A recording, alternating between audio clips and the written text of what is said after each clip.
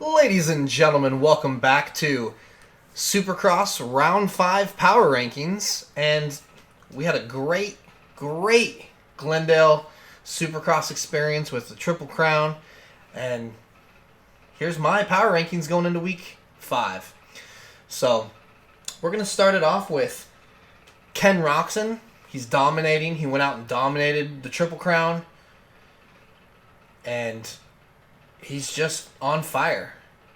Since his win, he's the first one to win back-to-back.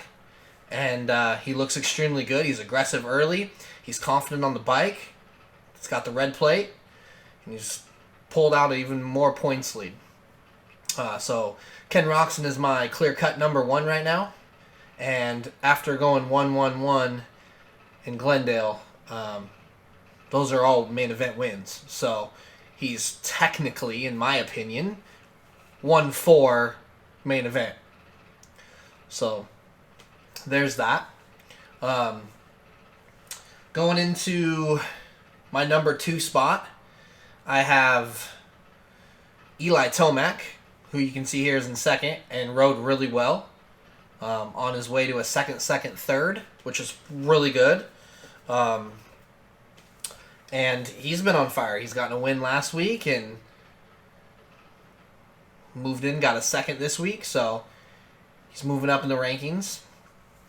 I believe I had him third last week, and I have him second this week. And by a big margin. So he definitely is stepping up, and he's comfortable, and he's looking good. Second, third this week with a win recently. So I have him as a clear-cut second. I don't have anybody close.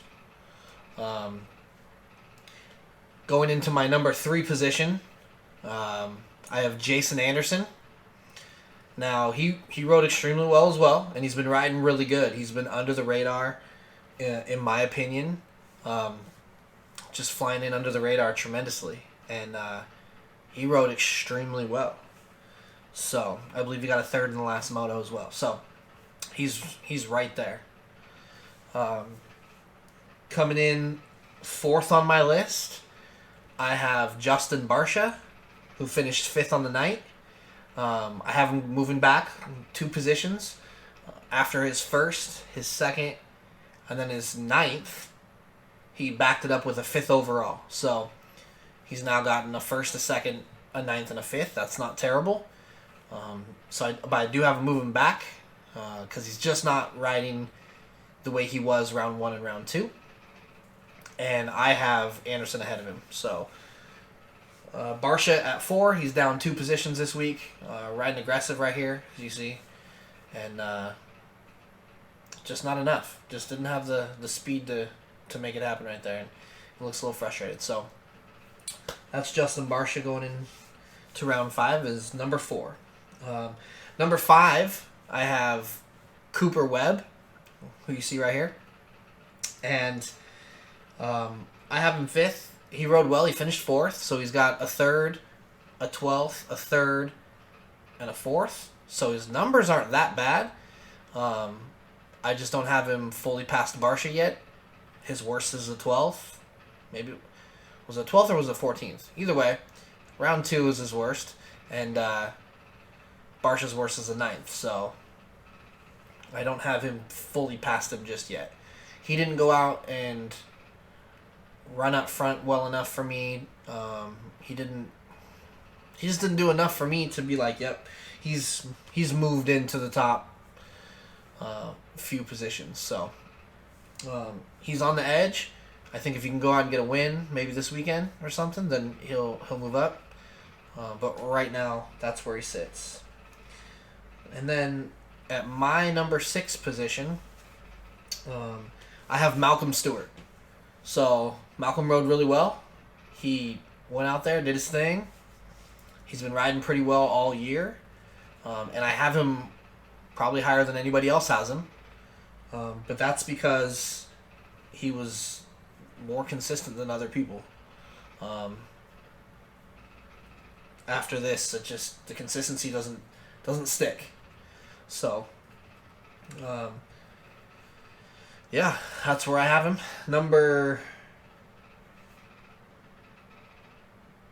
7, I have Adamson Cerullo. So Adam's making a lot of mistakes on a week-to-week basis. I think Adam is a better rider than Malcolm right now, a more confident rider than Malcolm, I should say.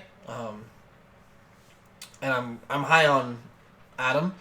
He just makes these mistakes, as you're going to see in the top of this right here. He just makes too many mistakes, and the mistakes bit him in this race as well as in the third race. So that's why he falls down below Malcolm here and is continuously sliding on my list. It's just because he's just not being as consistent. Next on my list, I have Justin Brayton, and he rode a very consistent, and that's how he's been all year, a very consistent ride. I believe he finished 6th, and he just did what everyone else really couldn't do, and that's stay on the bike and stay consistent. Everybody around him, AC had a bad finish. Even Stewart had a decently bad finish compared to him, but he had just better finishes before that. Yeah. Going into my number 9 spot, I have Blake Baggett. And, if Blake's fast, right? So, week 3, he comes in and he challenges Kenny for first. And goes down early, right? I think he's got the speed to rival Tomac there. He was faster than Kenny. He's one of the fastest on the track, but he makes a mistake, right? He finishes 4th in main 2. Main 3, sitting in 4th. Makes mistakes, right? So, Baggett has all the potential. I feel Baggett's a guy that can go out and get a win. I feel he's definitely fast enough to do these things. But he's just not. So, he's just making these little mistakes, and the little mistakes are not good for his final position. After Baggett, in 10th, I have Zach Osborne. So, I like Osborne a lot. I mean, he whole shot the first main and then goes down in the corner. And it's just the little mistakes pile up, right? And I feel like this year, he rides well and makes a little mistake. And he's just not riding consistent. And that's what it's going to take to stay in the top 10. I mean, a lot of guys started riding good. That's my top 10. I am actually going to continue on and go on to like an 11. And guys that are close to cracking the top 10. So Plessinger, for me, is getting close to cracking the top 10. He's getting a little bit faster. His starts are getting a little bit better. And he's actually staying up there a little bit better as well. So Plessinger is the guy that is looking to break into the top 10. Man, Barcia had a bad start there. So that's my top 10 going into round 5. And this track is going to be pretty exciting. A lot of jumping. Without seeing it live and everything, the whoops and stuff, I'm not sure how they're going to play out. I feel like this track is going to be who can hit their marks consistently, who's most comfortable on the bike, and honestly, I'm going to probably put in my Rocky Mountain Roczen 1.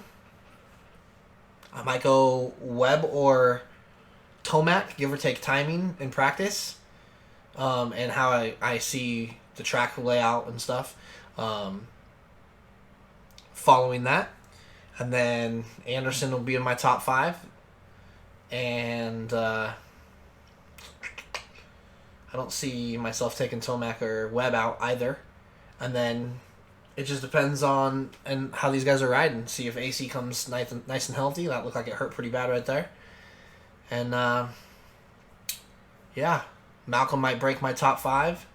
It just depends. It's a real jumpy track, and it looks like it might be good for racing, So, that's my top 5. If you guys could comment, share this out, subscribe to me. Let me know what's up, man. Put your guys' Rocky Mountain in the comments. Let me know if you like my top 5, top 10. Let me know if there's anybody you'd change. If you think I'm too biased to somebody or not biased enough or I hate on somebody, let me know, man. I'm here for you guys. I'll respond. Yeah. Let me know. Talk to you guys later.